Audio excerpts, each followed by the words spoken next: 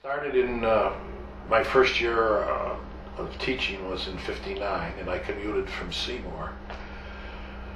Which 1 year of commuting I would have quit totally, because I just can't commute. I hate driving, and we moved down here into a little rental and a duplex, and finally got this in the mid-60s. Yeah, That's unbelievable. and it wasn't until probably, actually, I think when Leroy took over, about those years, 68, 69, that they started paying.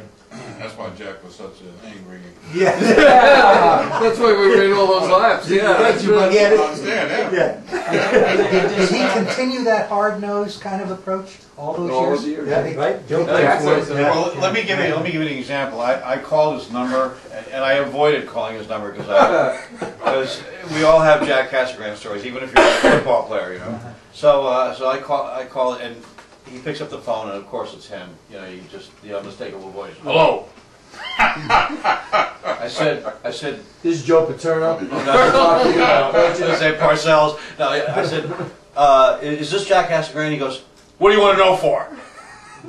I said, well, I got the right person now, I know that. I said, well, I'm not telemarketing. He says, good, what do you want? I said, well, I just want to have this reunion. He went, oh, okay, great, I'll be there. You should have had Casagrande, who would, you know, when he was frustrated when the linemen weren't doing it right. I'm going to show you. You know, Exactly. hold him and come out here, get in the stance. Yeah, everybody do. Yeah, and you know. The one thing I remember most about that team, after you had spring ball, you go over when spring ball was over, you went over your personnel coming back for the next year, and how could we, and Bobby Haldeman was the most nonchalant, Bobby, if anyone could diffuse you and make you relax, it was Bobby, because he did nothing to. And Mr. Casagrande, he says, I'm not going to be here in the fall early for what we call Hell Week. Used to call it Hell Week at the time. August. He says, because we're going to be away, I'll be away with my parents, and I don't think I'll be back here early for a lot of these things. And then you go down and I says, when the coaches meeting, I says, Bobby said he isn't going to be, but we felt that Bobby probably would be lucky to even fit in the program. Bobby came back that fall, and of all my years of coaching, he was one of the finest linemen. That's how much he had improved. I don't know what he did that summer. He didn't go to any camps. There were no such things then. But he improved that much. He was that good an athlete when he was a senior on the football team.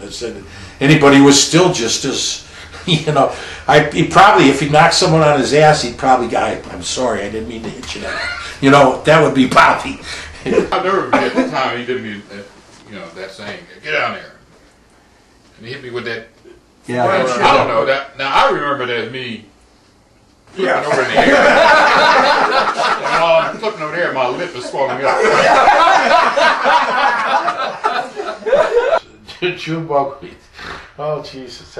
There you just brought back one thing that we used to practice over Brookside, and I was showing him a forearm lift. You know what I mean? And I threw the forearm lift, and I caught him above the helmet. And he started, not above the helmet, but above the face mask, and he started screaming. And I didn't know, well, I thought he was kind of putting me on or something. But the forearm, I must have caught him just right, because it caved the section of his helmet in. Ask him about that. Scared the hell out of me. Really? You know what I mean? So it was. And now, see, there's something that I haven't remembered in probably all of that time. It was a little spooky. What hastened my demise in the mid-'80s was when I'd get, you'd get some kids that came in from, they were either children, or my uncle said, or my dad says, you take care of me just the way you did him, you know, and the kid would say, well, let me tell you, if you do that to me, I'll sue your ass, pardon the English. And you know, when a kid would walk around like that with his pants down a half moon and with that kind of attitude, I couldn't take it anymore.